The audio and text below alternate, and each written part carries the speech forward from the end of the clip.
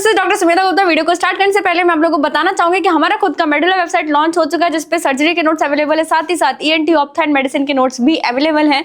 Link is in the description. हमारा बस यही मोटो है कि हम एमबीबीएस की पढ़ाई को आसान से आसान बना सके। So let's start today's topic. Today's topic is surgical anatomy of thyroid, जिसमें हम थायराइड ग्लैंड की एनाटॉमी के बारे में बात करेंगे, जिसमें arterial supply, Venus supply and nerve supply of thyroid gland देखेंगे एंड कुछ इंपॉर्टेंट पॉइंट्स भी देखेंगे। So let's start today's topic.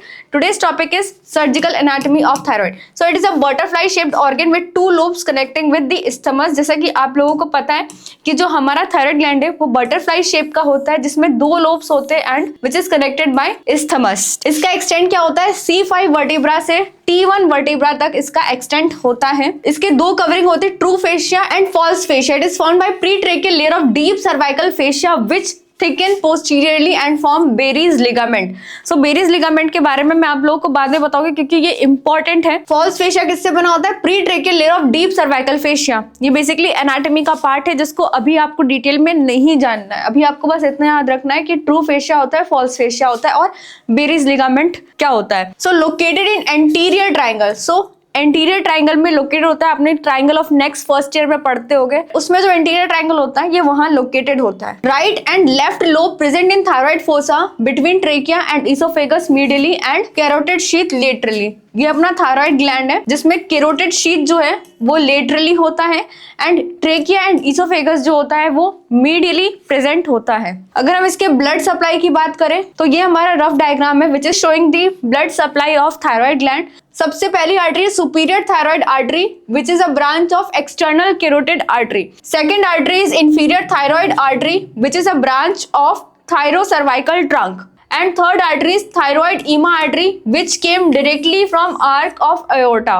यहाँ पे इंफीरियर थायराइड आर्टरी जो है वो ब्रांच देती है पैराथायरॉइड ग्लैंड को। इसलिए अगर हमें इंफीरियर थायराइड आर्टरी को लाइगेट करने की जरूरत पड़ती है, अगर हम दूर लाइगेट करेंगे तो पैराथायरॉइड ग्लैंड की तरफ ब्लड सप्लाई कॉम्प्रोमाइज हो जाएगा। इसलिए हम पास में लाइगेट करते हैं ताकि ब्लड सप्लाई जो है पैराथायरॉइड की तरफ कॉम्प्रोमाइज ना हो। तो ये तीन आर्टरी जिसको आपको याद करना है। So blood supply in thyroid is by three arteries: superior thyroid artery, inferior thyroid artery and thyroid ema artery, जो कि मैंने आपसे ये सब डिस्कस कर लिया। So superior thyroid artery is a branch of external carotid artery.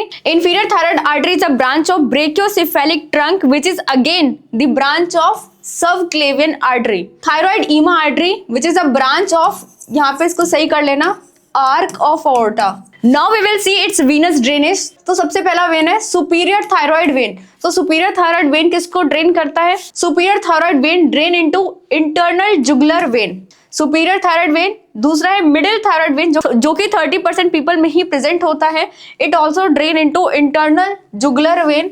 Third is inferior thyroid artery which drain into brachiocephalic when. तो ये इसका वेनस ड्रेनेज है। सो superior thyroid when, middle thyroid when and inferior thyroid when. अब हम बात करते हैं इसके लिम्फेटिक ड्रेनेज की। इसमें आपको ये 5 लिम्फ नोड्स याद रखने हैं: प्रीलेरिंजियल, पैराट्रेकियल, प्री-ट्रेकियल। ट्रेकिया से क्या हो गया? 2, paratracheal and pretracheal, prelaryngeal, prethyroidal nodes and mediastinal nodes. तो ये आपको याद रखना है एंड एज इट इज लिख के आ रहा है एग्जाम में। अब हम बात करते हैं नर्व सप्लाई की थायराइड में।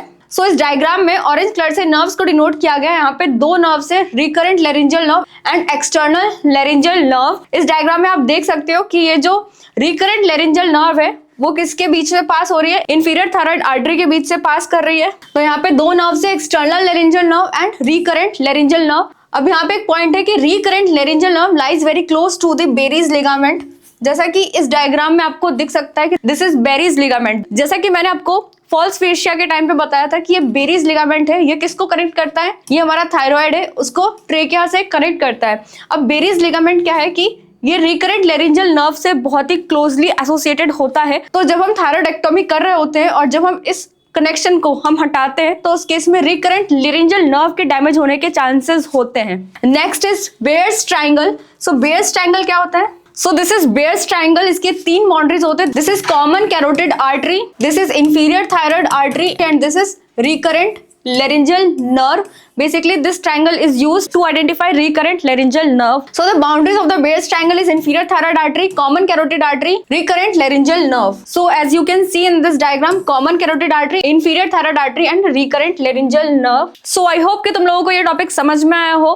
So this was all about this video. Thank you for watching.